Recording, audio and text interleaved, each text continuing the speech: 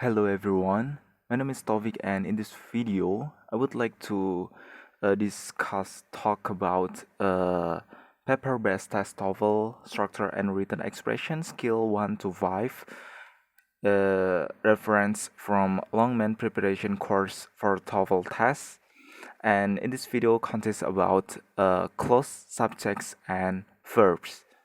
Dalam video kali ini kita bakal membahas soal structure dan written expression skill 1 sampai skill 5 mengenai clause, subjects, dan verbs. What is a clause? A clause is a group of words that has a subject and a verb. Klausa adalah sebuah grup kata yang memiliki subjek dan juga kata kerja atau verb. Every sentence has at least one clause, some have more. Setiap kalimat memiliki kurang lebih satu klausa. Beberapa di antara yang lainnya memiliki lebih dari satu klausa. Dan di bawah ini kita memiliki sebuah contoh. These sentences have one clause. Kittens are cute. The students have been studying in the library. Kittens are cute. Kitten sebagai subjek dan verb di sini dimiliki oleh are. The students sebagai subjek dan have been studying dimiliki oleh verb. Jadi di sini dalam kalimat ini, dua contoh kalimat ini memiliki masing-masing satu subjek dan juga satu verb atau kata kerja. Untuk contoh yang kedua yaitu adalah the sentences have more than one clause. Kittens are cute but spiders aren't. The students who have been studying are tired because studying is hard work. Dalam contoh kalimat ini memiliki dua klausa. Yang pertama, klausa pertama yaitu adalah kittens are cute, dan klausa kedua yaitu adalah but spiders aren't. Dia memiliki dua klausa. Sedangkan yang di bawah, the student who have been studying are tired, itu adalah satu klausa. Dia memiliki satu klausa di dalamnya yaitu adalah who have been studying. Sedangkan klausa yang ketiga yaitu adalah because studying is hard work. Every clause needs a subject and a verb. Setiap klausa memiliki subjek dan juga verb. Some clauses have one subject and one verb. Beberapa klausa memiliki satu subjek dan juga satu kata kerja. Sebagai contoh, the library is full of books. Library sebagai subjek dan is sebagai verb. Some clauses have more than one subject. Beberapa klausa memiliki lebih dari satu subjek. Contohnya adalah the library and the bookstore are full of books. The students and the teacher and everyone in the audience applauded. Di sini memiliki tiga subjek, yaitu ada students, the teacher, dan juga everyone. Sedangkan di sini memiliki satu verb atau kata kerja, yaitu applaud.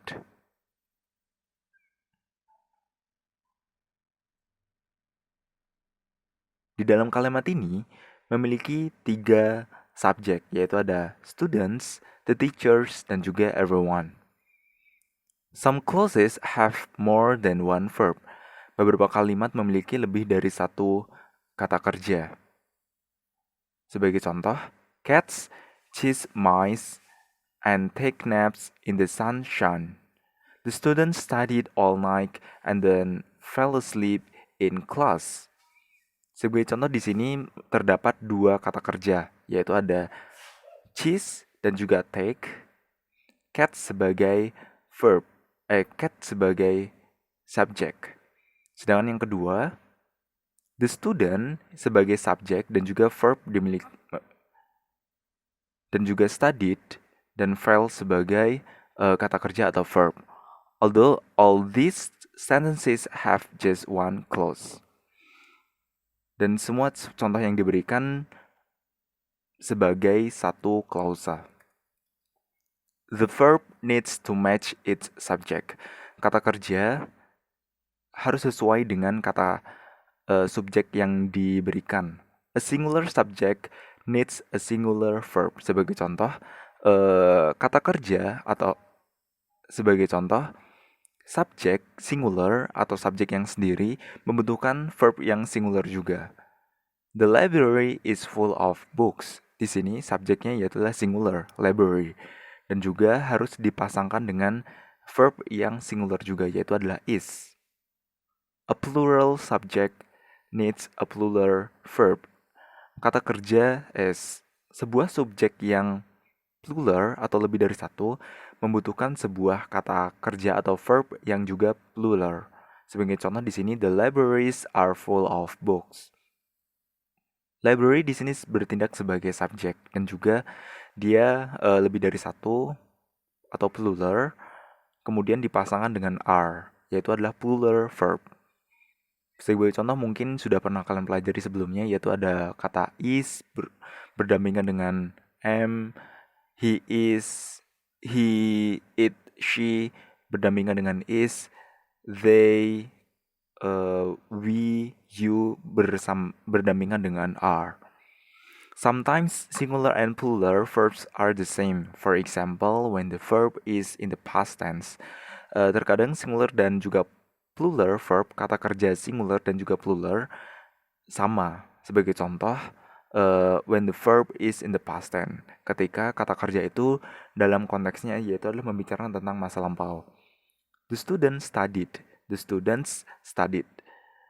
Di sini memiliki sebuah subjek yang berbeda, yaitu adalah subjek singular, yaitu adalah student, muridnya satu orang sendiri, dan juga ada students, lebih dari satu. Dan karena konteksnya di sini adalah membicarakan tentang masa lampau, maka dari itu kata studied di sini memiliki arti yang sama, yaitu mereka tidak memiliki singular atau plural verb. Mereka sama, yaitu adalah studied. Or when there's a model, ataupun juga sebuah verb itu akan sama jika dimiliki oleh sebuah model. The student must study. The students must study. Jadi untuk model itu memiliki tidak membedakan mana singular dan juga mana plural. Mereka cukup dimasukkan saja modelnya. Next, you need to be able to find the subject. Kalian harus bisa menemukan titik letak di mana sebuah subjeknya. Sometimes it's hard to tell which word is really the subject of a clause. Terkadang cukup sulit untuk menentukan kata mana yang merupakan sebuah subjek dalam sebuah klausa atau dalam sebuah kalimat. Other words can get in the way and make you think they are the subject. Dan beberapa soal TOEFL itu dia memiliki beberapa contoh kalimat yang cukup membingungkan bagian mana subjek itu berada. The subject is not always the word just before the verb. Sebuah kata kerja tidak selalu sebuah subjek tidak selalu berada di kata yang berada sebelum dari verb. Contohnya di sini, the kitten is cute. The kitten with big green eyes is cute. The kitten, my sister's new pet, is cute. The kitten sleeping in the kitchen is cute. Kata kitten is still the subject. Kitten juga merupakan kitten di sini tetap menjadi sebuah subjek, even though other words come between it and the verb. Meskipun juga setelah kata kitten memiliki beberapa kata di contoh di sini sebelum masuk ke bagian verb yaitu adalah is. Maka dari itu di sini perlu diperhatikan bahwa verb subjek tidak selalu berada sebelum kata kerja atau verb. Jadi bisa berada di paling awal atau di bagian tengah. Be careful of objects of preposition. A preposition is a word that shows a relationship with a noun, like in, at, with, under, or during. A preposition is followed by noun. This noun is called the object of the preposition. The preposition and its objects together are called a prepositional phrase. Sebuah preposition itu menunjukkan sebuah hubungan dengan sebuah noun, seperti in, at, with, under, atau during. A A preposition is followed by noun. Sebuah preposisi diikuti oleh sebuah noun. Dan noun itu disebut sebagai objek dari preposition atau objects of preposition. Sebuah preposisi dan juga objeknya bersama-sama disebut dengan prepositional phrase. Contohnya adalah the windows of the house need to be repaired.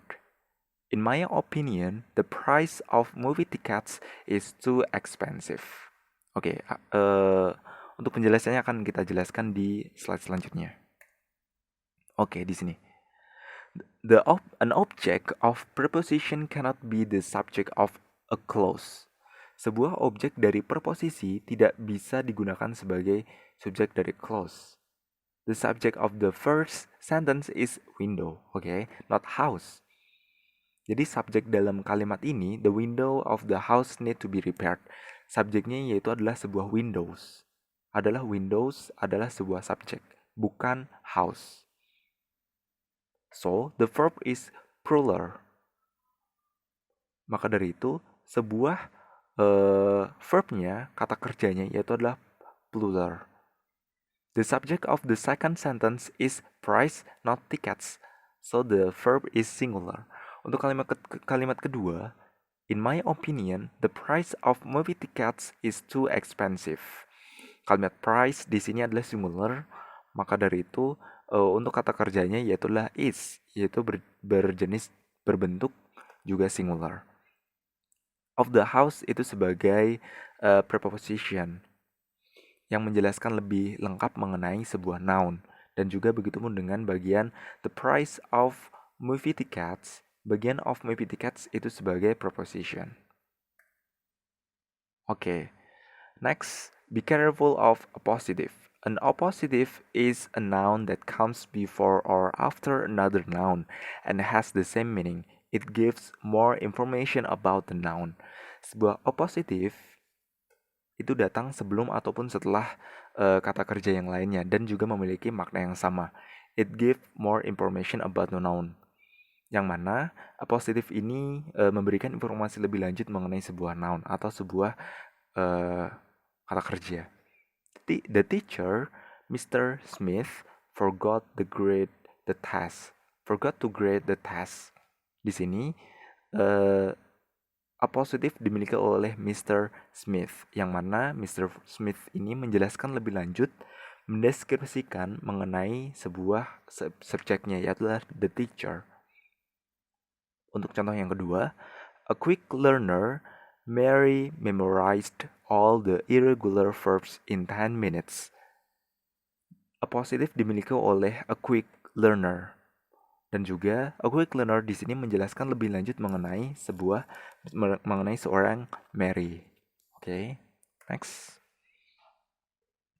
An appositive usually has commas around it. Sebuah appositive biasanya memiliki sebuah koma di sekitarnya. Jadi untuk mengingat lebih jelas mengenai appositive, kalian bisa mengetahuinya melalui sebuah koma. Jika sebuah sentence memiliki koma yang banyak seperti ini, satu kalimat koma, satu kata koma, jadi bisa disimpulkan bahwa kemungkinan besar kalimat ini adalah memiliki sebuah appositive. An appositive is not just subject of the sentence. The noun that the appositive describes is the subject. You need to able to find the main verb. Kemudian yang perlu diperhatikan selanjutnya adalah kalian harus bisa menentukan mana yang merupakan sebuah main verb atau kata kerja utama. The main verb can have many form. Sebuah kata kerja itu memiliki banyak bentuk, different tenses. Tenses yang berbeda-beda, active or passive form, kalimat aktif atau kalimat pasif, modals followed by a verb dan lain sebagainya. Di sini kita bisa perhatikan terdapat beberapa contoh dari main verb. Ada grades, is grading, has graded, has been grading, will be grading, must grade, have all been graded. Semua contoh ini memiliki main verbnya masing-masing, memiliki different tenses memiliki active or passive form dan juga modal. Jadi perlu diperhatikan bahwa main verb itu bisa memiliki jenis yang berbeda-beda. Selanjutnya, be careful of present participle. Kalian harus perhatikan mengenai present participle. Sometimes it's hard to tell which word is the main verb. You might find a word that looks like a verb but is really being used as another part of speech. Terkadang itu cukup sulit untuk menentukan kata mana yang merupakan sebuah main verb atau kata kerja utama. Kalian mungkin menemukan sebuah kata yang terlihat itu sebagai verb tetapi sebenarnya itu digunakan sebagai bagian lain dari part of speech atau bukan sebuah verb. Apalagi dalam soal TOEFL, itu terdapat beberapa kata yang mungkin kita mengira itu sebagai verb tapi sebenarnya secara struktur atau secara grammar itu bukan sebuah verb, melainkan sebuah adjective. Present participle atau the ing form, if a present participle has a form of the verb be before it, it's really a verb. It's one of the progressive tenses. Jadi contohnya di sini adalah present participle atau present progressive. Rumusnya adalah to be bertemu dengan verb ing. Jadi contohnya di sini adalah the children are playing soccer. Children sebagai subjek, are playing sebagai verb, main verb. Contoh yang kedua, the teacher was grading tests. Teacher sebagai subjek, was grading tests sebagai verb. The students have been sleeping during class. Student sebagai subjek, have been sleeping sebagai verb. Jadi ini adalah contoh dari verb berjeniskan present participle. Untuk mengingatnya yaitu adalah cukup perhatikan bagian rumusnya yaitu ada be atau am is are bertemu dengan verb ing. The present participles in these sentences don't have a form of be in front of them. They are not the main verb of the clause. They are being used as adjectives to describe noun. Jadi di sini perlu diperhatikan bahwa present participle dalam kalimat ini bukan digunakan sebagai main verb, tetapi mereka digunakan sebagai adjective yang dimana untuk mendeskripsikan sebuah noun. Sebagai contoh, the children playing soccer are noisy. Di sini, playing digunakan untuk mendeskripsikan dari sebuah noun, yaitu adalah children. Dan are itu adalah sebuah verb. Begitupun dengan contoh selanjutnya. The teachers grading tests in the office are tired. Grading digunakan untuk mendeskripsikan sebuah noun, yaitu adalah teachers, dan are digunakan sebagai verb. The sleeping students are not learning anything. Nah, di sini sleeping digunakan untuk mendeskripsikan sebuah noun yaitu adalah atau sebuah subjek yaitu adalah students dan are not learning di sini adalah sebuah verb. These present participle are also not the main verb of the clause. They're being used as noun. When an ing form is used as a noun, we call it gerund. Jadi dalam sebuah bahasa Inggris disebut dengan sebuah gerund, sebuah kata kerja atau verb ketika yang mana dia bertemu dengan ing. Di sini sebagai contoh, playing soccer is good exercise. Playing di sini bertindak sebagai gerund, yang dimana gerund ini bertindak untuk menjelaskan lebih lanjut sebuah subjeknya. Di sini playing soccer is a good exercise. Playing di sini sebagai gerund yang mana untuk menjelaskan lebih lanjut mengenai sebuah soccer. Contoh yang kedua, the teachers enjoy grading test. Grading ini bertindak sebagai gerund. Reading a book is easier than writing one. Reading dan writing itu bertindak sebagai gerund. Selanjutnya, be careful of past participle. kalian harus memperhatikan sebuah past participle. Past participles, if a past participle have a form of the verb have before it, it is really a verb. It's one of the perfect tense. Perlu kalian perhatikan bahwa rumus dari past participle yaitu adalah have bertemu dengan verb 3 atau past participle. Di sini sebagai contoh, Krish has played the piano for 10 years. Di sini, Chris bertindak sebagai subjek, has played bertindak sebagai past participle. We had eaten before we went to school. Nah, we bertindak sebagai subjek, had eaten bertindak sebagai past participle. Kemudian, the last example is the student have been sleeping during the class. Student bertindak sebagai subjek, have been sleeping bertindak sebagai past participle. Jadi, dalam konteks ini, kalian harus perhatikan mengenai sebuah past participle. Yaitu di sini ada have bertemu dengan verb 3. Be careful of past participle yang kedua, yaitulah did you notice that this same sentence we used as an example twice. Nah, di sini kita memiliki contoh, yaitu ada yang tadi mungkin sudah kita bahas sebelumnya. The student have been sleeping during the class. Di sini memiliki have bertemu dengan present preposition dan juga adalah bertemu dengan verb ing. That's because it has both have plus past participle and be plus ing. It is present perfect progressive tense. Isn't that cool? Nah, di sini berjeniskan present perfect progressive. Mungkin kalian sudah mempelajarinya di sekolah atau di tempat kuliah. Jadi have been bertemu dengan verb ing itu disebut sebagai present perfect progressive. Bagian ini akan kita bahas di another video. Kemudian, past participle can also be used in another way. If past participle has a form of the verb be before it, it's also really a verb. It is a passive verb form. Jadi di sini kalian juga harus perhatikan mengenai be plus past participle. Contoh yang lain adalah the house was destroyed by a fire. House bertindak sebagai subjek, was destroyed bertindak sebagai past participle. Kemudian kita mempunyai we discovered that our car had been stolen.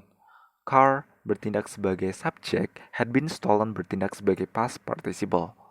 Someday my garden will be filled with flower. Garden bertindak sebagai subjek, will be filled bertindak sebagai past participle. Kemudian, the past participle in these sentences don't have a form of be or have before them. They're not the main verb. They're being used as adjective to describe noun. Nah, di sini juga perlu kalian perhatikan bahwa soal TOEFL itu cukup mengecoh si orang yang sedang ujiannya. Jadi, kalian harus memiliki tingkat ketelitian yang tinggi dalam mengerjakannya. Contohnya di sini adalah past participle dalam contoh yang diberikan di sini, dia memiliki be dan juga have. Mereka bukanlah merupakan sebuah main verb. Mereka digunakan untuk menjelaskan atau adjective to describe noun. Sebuah adjective, kata sifat yang dimana untuk mendeskripsikan atau menjelaskan lebih lanjut mengenai sebuah noun. Sebagai contoh, soccer is a game played by million of people. Soccer itu sebagai subjek, is sebagai verb, dan played di sini yaitu mendeskripsikan lebih lanjut mengenai game atau sebuah noun. Sebagai contoh yang kedua, I want a garden filled with flower. Want di sini bertindak sebagai main verb dan juga filled bertindak sebagai adjective atau kata sifat yang mendeskripsikan lebih lanjut, menjelaskan lebih lanjut mengenai garden. The broken window needs to be fixed. Needs bertindak sebagai main verb dan juga broken window, broken bertindak sebagai adjective, yang mana mendeskripsikan lebih lanjut mengenai a window. Our stolen car has been found by the police. Dan di sini kita punya has been found. Di sini adalah sebuah verb dan juga stolen ini bertindak sebagai adjective, yang mana untuk mendeskripsikan mengenai sebuah noun, yaitu adalah car. Okay, this is the last slide. In this section, you have learned about 3 things. Dalam section ini, dalam video kali ini, kalian sudah belajar mengenai beberapa hal. Ada every clause needs a subject and a verb. Setiap klausa membutuhkan sebuah subjek dan verb. The verb needs to match its subject. Dan juga verb itu harus disamakan, dicocokkan dengan subjeknya. Apakah subjeknya singular atau plural, dan juga begitupun dengan sebaliknya. Apakah verbnya adalah singular dan plural, harus dicocokkan. You need to be able to find the subject of a clause. Kalian juga harus dapat menemukan mana sebuah subjek dalam sebuah klausa. And the last one, you need to be able to find the main verb of a clause. Kalian juga harus bisa menemukan mana bagian verb dalam sebuah klausa. I think that's enough for my video. Thank you.